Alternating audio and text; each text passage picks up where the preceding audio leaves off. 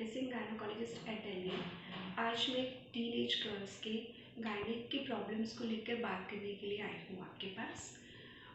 Gynaec issues के अंदर सबसे पहला आज का जो मोस्ट प्रोमिनेंटली इशू है पीसीओडी का है। पीसीओडीज में क्या होता है, पेशेंट जो होता है उसको इरेगुलर पीरियड्स आते हैं। इरेगुलर मीन्स पीरियड्स जो है मंथली ना आके कभी 1.5 महीने में, 2 महीने में, 3 महीने में और इससे भी लंबे देर तक दूर तक जा सकते हैं। तो ऐसे में क्या होता है कि फीमेल्स को ये लगता है दीज आर नॉर्मल साइकिल्स, कोई बात नहीं, मेरा 2 महीने का सेट है, 3 महीने का 3 महीने में आता है।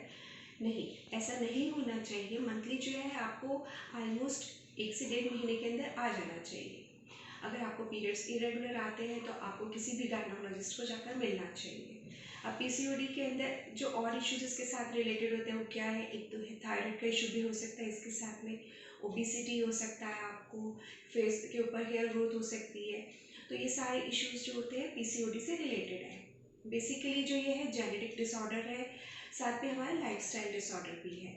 लाइफस्टाइल में बिकॉज ऑफ फास्ट फूड जो गर्ल्स है आजकल बहुत ज़्यादा वेट गेन कर रही है, वेट गेन का पीसीओडी के साथ में कनेक्शन रहता है। अगर आप वेट गेन करते हो तो आपके पीरियड्स इरेगुलर होते हैं, आपके पीरियड्स इरेगुलर होते हैं तो आपका वेट गेन होता है, and vice versa. So PCOD को आप लाइटली ना लें, एक बार जाकर अपना गायनोकोलॉजिस्ट के साथ चेकअप ज़रूर कराएं। लेकिन इससे डरने की ज़रूरत नहीं है कि इरेगुलर है तो हमें कल को कोई इश्यूज़ होंगे, हमें कैंसर हो जाएगा, कुछ हो जाएगा। इन सब क्वेरीज के लिए आपको जाकर गायनोकोलॉजिस्ट से मिलना चाहिए। एक इशू तो पीसीओडीज का है, सेकेंड इशू है डिस्मेनोरिया। गर्ल्स को जो है मंथली के वक्त में बहुत पेन रहता है किसी किसी को, और किसी किसी को कोई भी सिम्टम्स नहीं रहते। अगर आपको हल्का फुल्का पेट दर्द रहता है दैट इज़ नॉर्मल, लेकिन अगर आपको बहुत एक्सेसिव पेन है, अनबियरेबल है, तो भी आपको एक बार जाकर गायनोकोलॉजिस्ट से मिल लेना चाहिए, ताकि कोई और इश्यूज़ तो नहीं है, हमारा कोई यूट्रस के अंदर कोई फाइब्रॉइड वगैरह तो नहीं है, तो हमें कोई अल्ट्रासाउंड की रिक्वायरमेंट तो नहीं है, तो एक बार जाकर गायनोकोलॉजिस्ट को मिलना चाहिए। लेकिन अगर हल्का फुल्का पेट दर्द है और अगर आपको लगता है कि मेरे को पेट दर्द रहता है लेकिन उसकी वजह से मैं काम नहीं कर पाती हूँ, मुझे पेन किलर्स नहीं लेने चाहिए, बिकॉज पेन किलर लेते हैं तो उसकी आदत पड़ जाती है, ये सब हमारे मिथ्स है। हमें पेन किलर लेने में कोई इशू नहीं है। अगर आपको 1 या 2 पेन किलर लेने के बाद में आप कंफर्टेबली अपना काम वगैरह कर सकती हैं, अपनी रूटीन एक्टिविटीज़ में रह सकती हैं, तो नो प्रॉब्लम।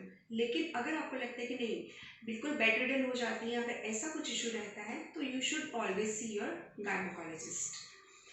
लेकिन पेन किलर लेने की वजह से हमारे जो पीरियड्स हैं बिल्कुल स्टॉप हो जाएंगे, बिल्कुल बंद हो जाएंगे, अगर मैं ले लेती हूँ तो ऐसा हो जाता है, ये हमारे सिर्फ मिथ्स हैं।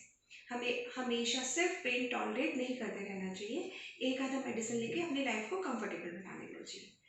थर्ड इशू आता है वाइट डिस्चार्ज को लेकर, जिसको लेके भी काफ़ी सारे मिथ्स रहते हैं कि मेरे को वजाइनल डिस्चार्ज ज़्यादा रहता है जिसकी वजह से मेरे को बैक एक रहती है, मेरे को वीकनेस होती है, और हम और तरह तरह की बातें सुनते रहते हैं जिसकी वजह से हमें वाइट डिस्चार्ज को लेके भी बहुत सारे मिथ्स रहते हैं। White discharge is quite common and quite normal. जैसे कि हमें पसीना आना नॉर्मल है, हमें आँख में आंसू आना नॉर्मल है, वैसे ही हमें वजाइनल सिक्रीशंस आना भी नॉर्मल है।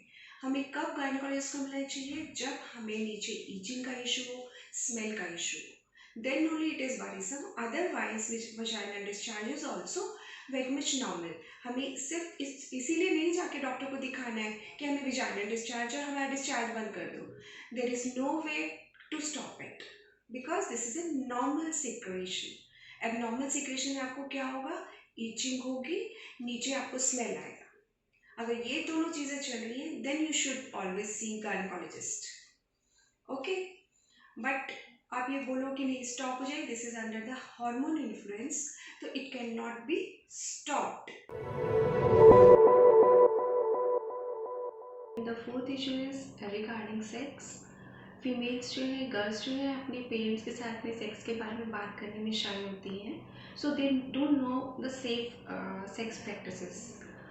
I will advise you people, always go for safe sex. Safe sex means always use condoms and never try to be pregnant during your teenage, because teenage pregnancies जो है, pregnancies इनसे आगे future में आपको complications हो सकती हैं। So always use safe practices.